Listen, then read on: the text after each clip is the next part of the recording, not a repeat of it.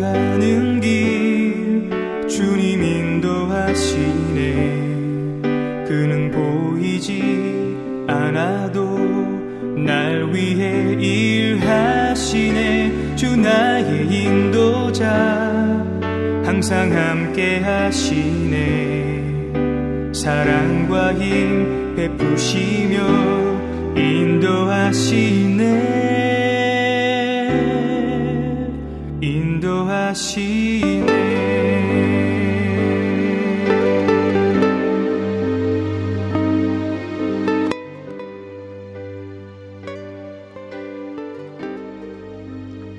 네, 교회 여러분 안녕하세요. 오늘 하루 어떠셨습니까? 더위에 고생 많으셨죠? 오늘도 수고들 많으셨습니다. 아침엔 기도, 저녁엔 성경, 코로나 무더위를 이기는 우리 크리스찬들의 능력인 줄 믿습니다. 오늘은 신명기 27장 신명기 26장의 끝이 계약갱신에 대한 내용이었죠. 오늘 계속 그 계약갱신에 대한 새로운 계약 이어지고 있습니다. 함께 보시죠.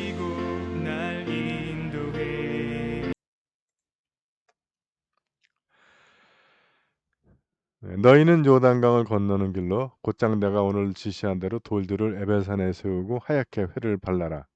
그리고 거기에 이 법을 한 조목 한 조목 똑똑히 잘 새겨라. 그리고 거기에다 너희 하나님 야훼께 제단을 쌓는데 새 연장으로 다듬지 않은 돌로 제단을 쌓아라. 이렇게 돌들을 생긴 그대로 가져다가 너희 하나님 야훼의 제단을 쌓고 그 위에다 너희 하나님 야훼께 번제를 바쳐야 한다. 또 친교 제물도 잡아 바치고 그 자리에서 먹으면서 너희 하나님 야훼 앞에서 즐겨라. 여튼 이제 포인트는 에발산에 회를 바르고 거기에 그 십계명이죠. 법조문을 기록하라는 건데 여기 그리고 거기에 제단을 쌓는데 중요한 포인트가 하나 있어요. 포인트는 그 돌에 회를 바르고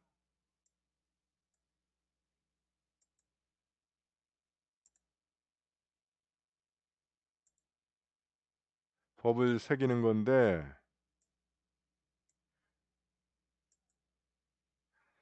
거기 야훼께 제단을 쌓는데 이것까지 이해되죠? 다듬지 않은 돌로 제단을 쌓아라. 이게 사실 여러분 그 아브라함, 이삭, 야곱 때도 계속 그때는 이 예배 패러다임이 그 돌제단 쌓는 거잖아요. 그리고 이제 이 광야로 오면서는 성막 예배죠. 예배가 바뀌죠. 그리고 이제 가나안에 들어가서 왕국이 완성이 되면 이제 성전 예배로 바뀌는 건데 어 가나안에 들어가서 돌제단을 쌓는 거는 이해돼. 그죠? 근데 왜 다듬지 않은 돌일까? 예. 이걸 한번 여러분들 한번 묵상을 해 보셔야 돼요.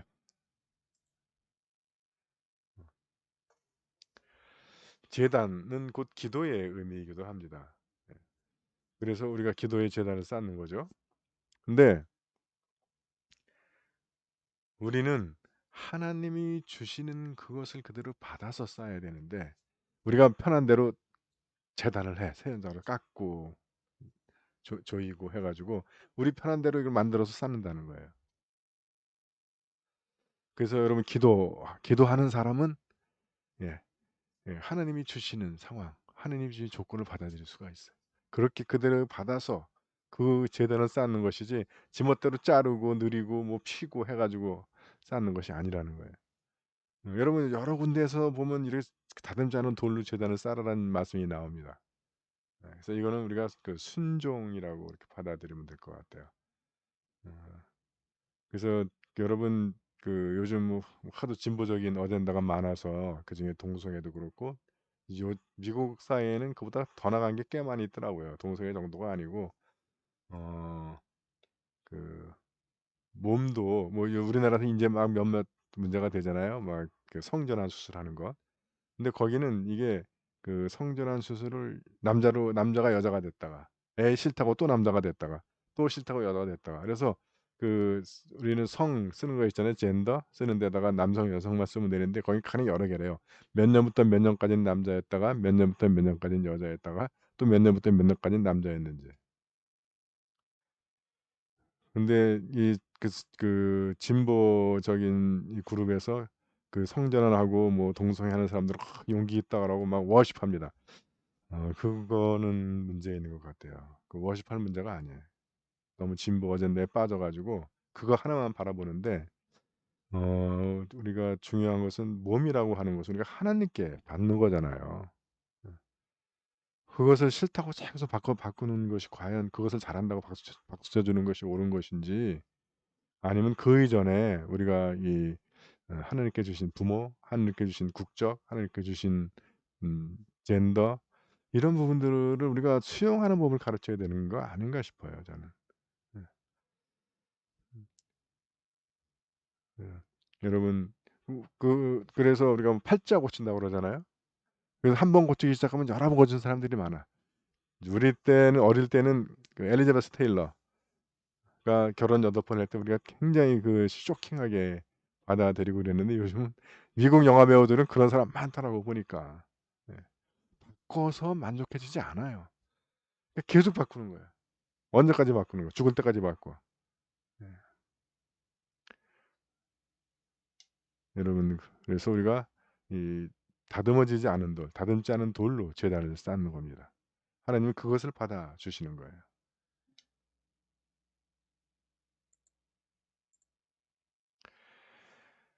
그리고 또 하나 중요한 게 여기 에발산. 음, 이건 다른 색깔로.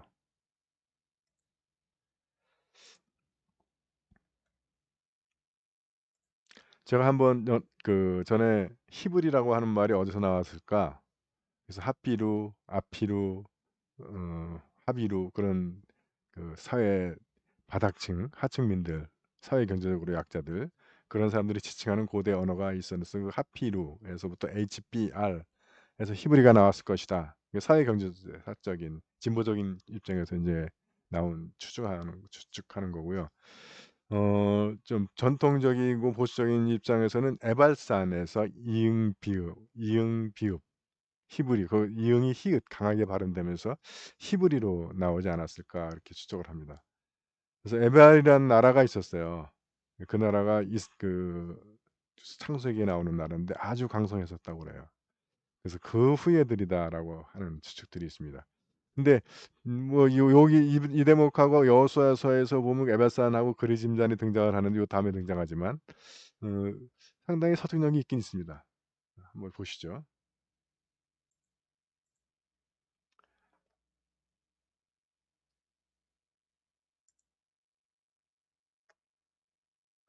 같은 날 모세는 다 백성에게 다음과 같은 명령을 내렸다.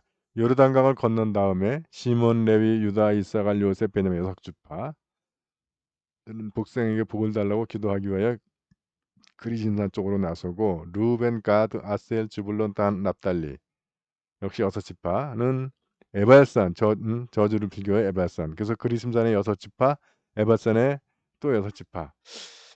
저는 안 가봐서 모르겠는데 이 그리심산과 에발산이 서로 마주보고 있는 모양이에요. 그래서 그 양쪽에 이렇게 쭉 서서 저주와 축복 놓고 이제 모세가 계약을 하는 거예요, 거기서. 예.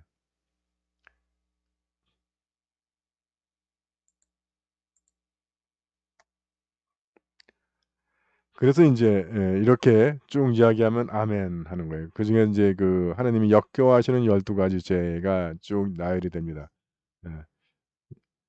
15 절에는 우상, 예, 그리고 16 절에는 아비나 어미를 업신여기는 자. 여러분 이게 기억하죠? 10계명 중에 우상 섬기는 게 두 번째, 그다음에 부모를 업신여기는 게 다섯 번째, 이웃집 땅의 경계선을 옮기는 자, 그다음에 소경을 엉뚱한 길로 이끄는 자, 떠돌이와 고아와 과부의 인권을 짓밟는 자, 아비의 이붓자락을 들치고 아비의 아내와 자는 자. 여러분, 아비의 아내가 꼭 내 생모만 있는 게 아니에요, 이 시대에는. 예.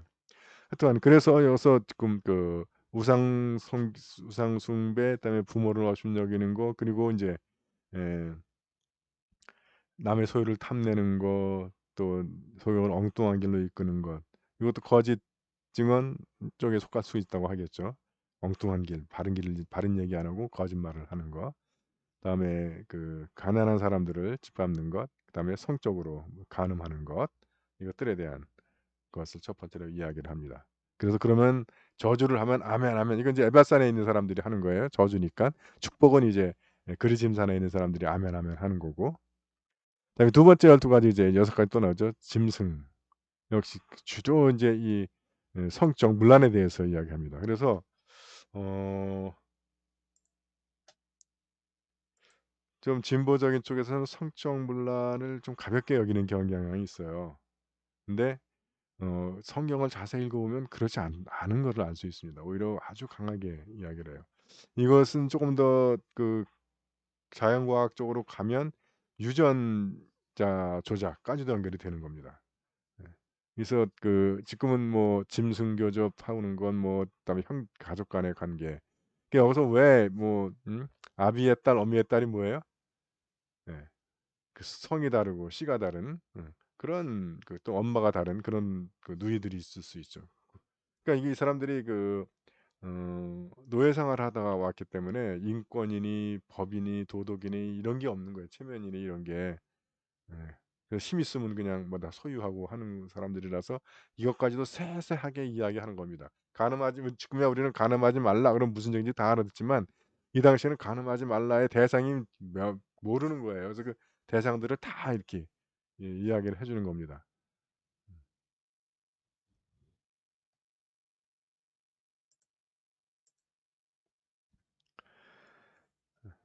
그리고 남몰래 동족을 쳐 죽이는 자, 뇌물을 받고 죄 없는 사람의 피를 흘리는 자, 그리고 26절의 결정타, 이 법을 어느 하나라도 실천하지 않고 짓밟는 자에게 저주를 하면 온 백성은 아멘 하여라.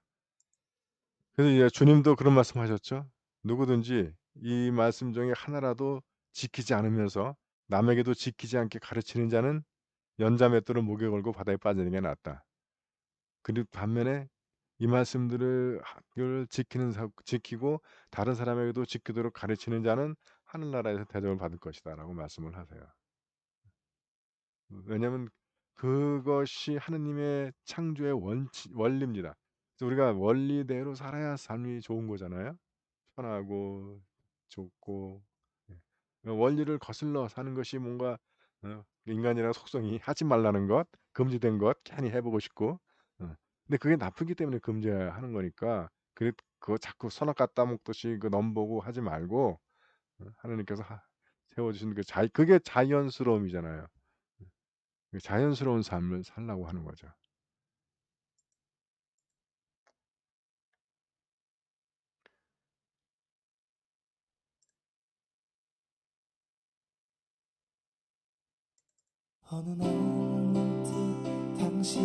네, 교회 여러분, 오늘은 여기까지입니다.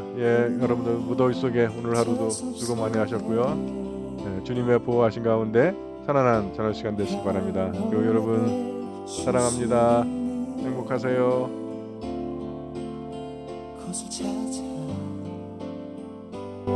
당신이 지나온 이 거리는 언제나 낯설게 느껴.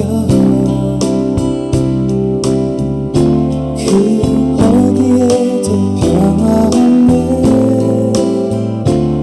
참 평화 없네. 그렇지만 당신의 앞에 펼쳐진 주님의 숲에 지친 당신이 찾아온다면 숲은 두 팔을 벌려 그렇게도 힘들어했던 당신의 지친 어깨가 이젠 쉬도록 편히 쉬도록 여기 주님의 숲에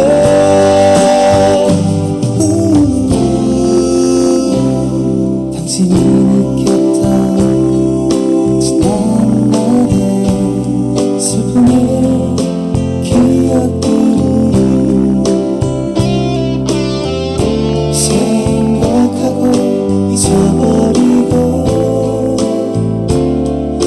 생각하네.